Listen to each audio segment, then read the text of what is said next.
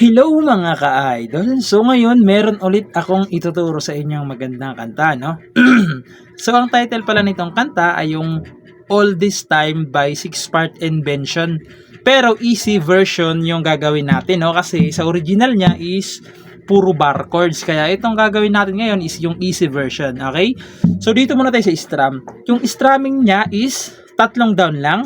1, 2, 3, okay? Pag may nakita naman kayo sa taas ng chords na asterisk, ibig sabihin yung strumming nyo is down, down, up, up, down, down. Okay? Pag may asterisk yung chords. Pag meron namang nakalagay na number 1 yung chords, ibig sabihin isang strum down lang. Okay?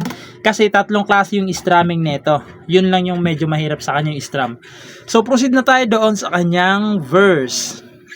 So yung verse niya rito mga ka-idol, kasi easy chords lang to, para hindi kayo mahirapan. D, ayan D, tapos A, tapos G, tapos A ulit.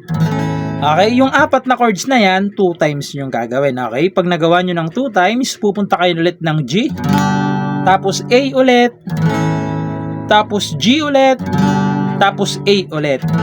Okay, pag nagawa nyo naman yan, babalik naman kayo ulit sa D, G, E minor na, tapos A na may asterisk. Okay, so yung may asterisk mga ka-idol, nakalagay naman dyan yung strumming niya.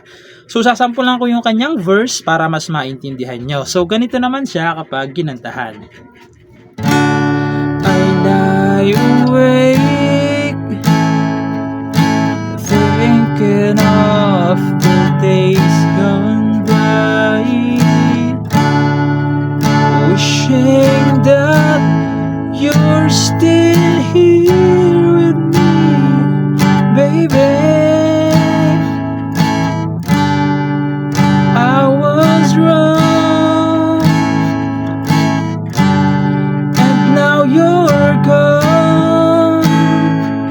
Please hear this heart of mine. Hear me calling. Nawala ako sa strum. Tapos pagkatapos nun, chorus na mga ka-idol, no?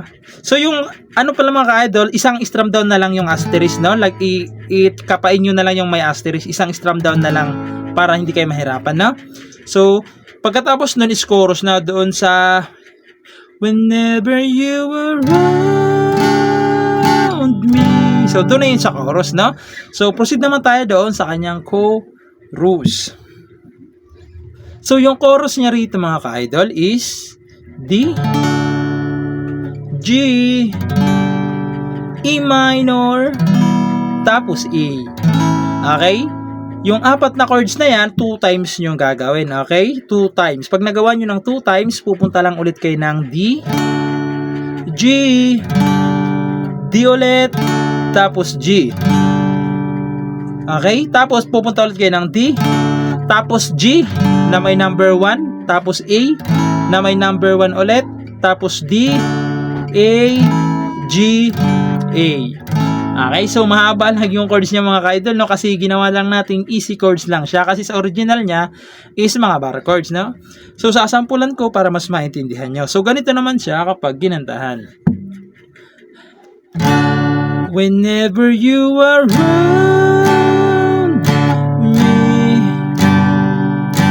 I feel different in your arms, with the way you touch me.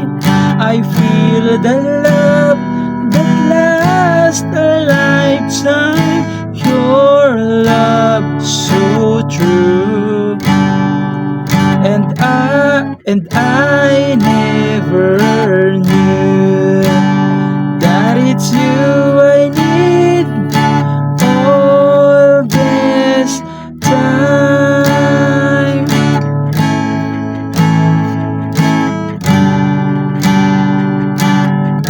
Tapos babalik lang ulit kayo sa second verse. city stairs. So, doon na yun sa second verse, no? Pagkatapos ng second verse, second chorus ulit, tapos bridge, okay? So, yung bridge na tayo kaagad, no? Kasi same lang naman yung chorus, pati verse 2 nun, same lang. So, dito na tayo sa kanyang bridge. So, yung bridge niya dito is D, G, yung dalawang chords na yan is 2 times nyo gagawin, okay? Yung D, G, 2 times nyo gagawin. Pag nagawa nyo na 2 times, pupunta lang kayo ng D, tapos G na may number 1, tapos A na may number 1, tapos D na may number 1 din, okay? So, sasampulan ko yung bridge para mas maintindihan nyo. So, ganito naman siya kapag kinantahan. Your love so true, and I never knew that it's you I need all this time. So, tagi-isang strum down na lang nyo kasi ending na. So, ayun lang. Pagpasensyahan nyo ng mga kaidol, no? Kung medyo mahaba-haba tong mga chords niya. Kasi ginawa natin siyang easy version lang, no? So, ayun lang. Sana nagustuhan yung tutorial natin ngayon. And goodbye.